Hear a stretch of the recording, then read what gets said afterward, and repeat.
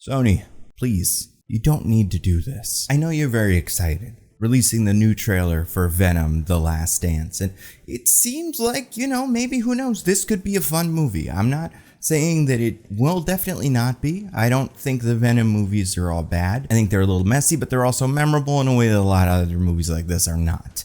And the first Venom made $800 million, so of course you're going to make a new one. And of course you're going to get excited, raise the stakes. I think that's great. But after seeing this recent trailer, I'm a little worried. Because in this trailer we got to look at a lot of stuff.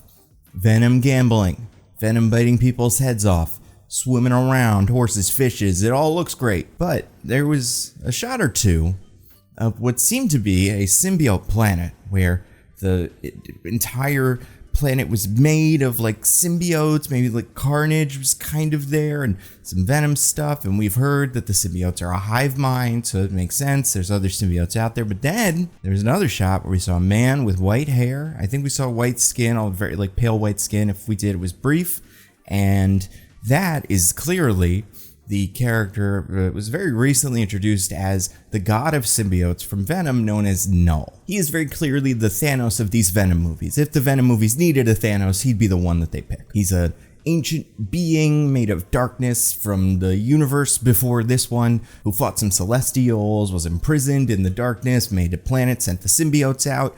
Their connections got severed, but he still kind of controls them. So there's symbiotes that are working for him, but also some, like Venom, are just these free agents that are out there doing their own thing, and that comes into conflict with Knull. Sure. First of all, I'm a little confused about all the reshoots that we're doing for this movie, like last week, considering it comes out in a month. Could be anything. Could be some coverage that you guys missed, or it could be a post-credit scene you guys plan to add in. And when I saw Knull in the trailer, my first thought was the same thought that I had when I saw the Rhino in the Kraven trailer, or when I saw the girls in the spider costumes in the Madam Web trailer. So, well, this is for the trailer. This is a little tease. Maybe at the very end, he'll hook up to the Clintar hive mind and see Knull. Knull will see him and it'll be like, oh, this is bad. Then Venom will die or leave or something like that to avoid some sort of war of darkness. But then Donny Cates, the Marvel writer who created Knull, went on Twitter and said that he read the script for Venom: The Last Dance, and it's so much bigger and crazier than we could possibly imagine, and he's really excited for Knull, and I'm a little bit worried for two reasons. One, this movie already has a ton of villains. You've seen it in the trailer. There's the Xenophage, which is the symbiote hunting monster thing. We also know that Chiwetel Ejiofor is going to be playing some sort of symbiote hunter, maybe the leader of the jury. We also know that Toxin, the villain that was teased at the end of the last movie, is going to be involved in this somehow. And then also, we're probably going to have some other symbiotes. Like, it's very possible. Obviously, we had Riot in the first Venom and Carnage and Let There Be Carnage, but there's so many other symbiotes. You've got Scream, you've got Scorn, you've got Lasher, you've got Agony, and there's a bunch I'm forgetting because they're just all different colors, and some are spikier than others, and some are male and some are female or whatever. And I wouldn't be surprised if Juno Temple ends up getting some symbiote on her, turns into Scream. That was actually what I kind of thought would happen with Jenny Slate's character in the first Venom, so what do I know? But still, there's a good chance we're getting other symbiotes in this movie too. So that's the Xenophage, the Jury, Toxin, and maybe some other symbiotes. I don't think we have time for Knull.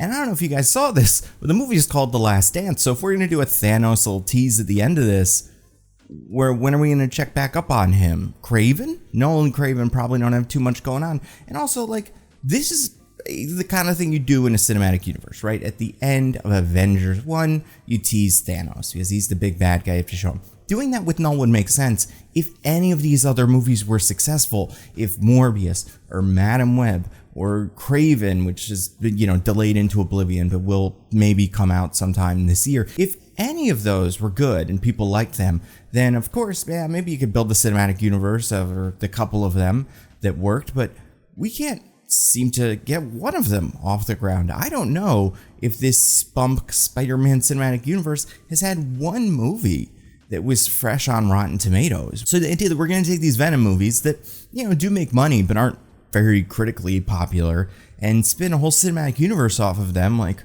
who are we going to put in the cinematic universe? Nobody wants to see Morbius. Nobody wants to see Madam Web or the many other Web children. We'll see about Kraven, but I don't have a great feeling. Because that leads to the other rumor that we've heard today, that Spider-Man 4 is going to feature Venom and Spider-Man teaming up to fight Knull.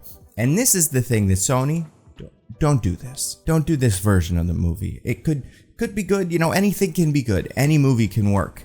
But like, just let Spider-Man swing around New York and fight Tombstone. I think Spider-Man No Way Home was a miracle. That movie was like coherent and fun, and obviously it made $1 bazillion. But the idea that we're going to send Spider-Man back to do more big space multiverse stuff seems so antithetical to what people clearly want from this character, which is street level Spider-Man. Spider-Man just hanging around, fighting, you know, who's left? Who hasn't even fought yet? Because originally it was Shocker, Vulture, Mysterio, and then if you want to be generous, like Hydro Man or Molten Man. But then with No Way Home, you got 5 new villains. So I don't know, what's a high-profile Spider-Man villain that hasn't been in these yet? I keep using Tombstone as the example because I do think he would be good for this. I mean, you could do Kingpin if you wanted, although we'll see where that character ends up after Daredevil Born Again. Maybe he'll get his other eye shot out. You know who'd be a great villain for this movie? Craven, but we can't do Craven because he's in these, and we can't do Madam Web, and we can't do Morbius. Black Cat seems like a character people want for reasons I cannot imagine. You could do Scorpion, you could do Mr. Negative. There's so many other characters that Spider-Man has not fought in his movies yet. Like, I don't think you need to introduce Miles or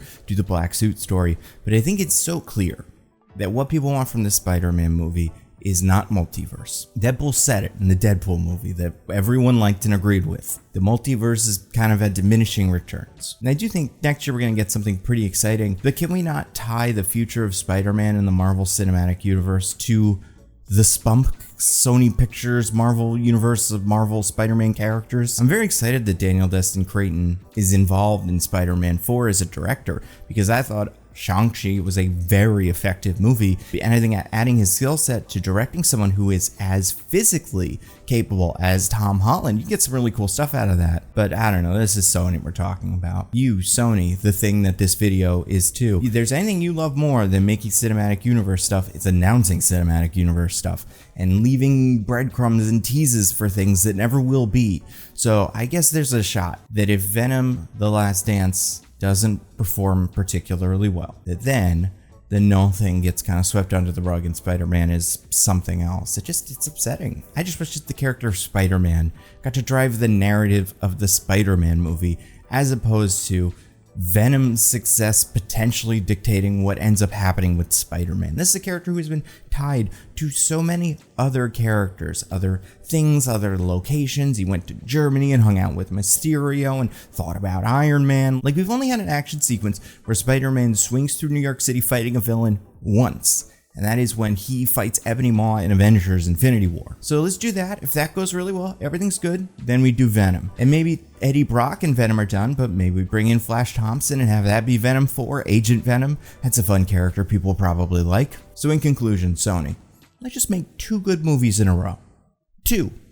Doesn't matter which 2. It can be this Venom movie and Craven. If those 2 are both good, then we start involving Spider-Man. But let's do 2 of these movies well in a row before we make Craven and Morbius and Venom Tom Holland's problem. Thank you, Sony, for watching this video. Like, subscribe, share. Thank you for watching. Stay safe. I'll see you next time.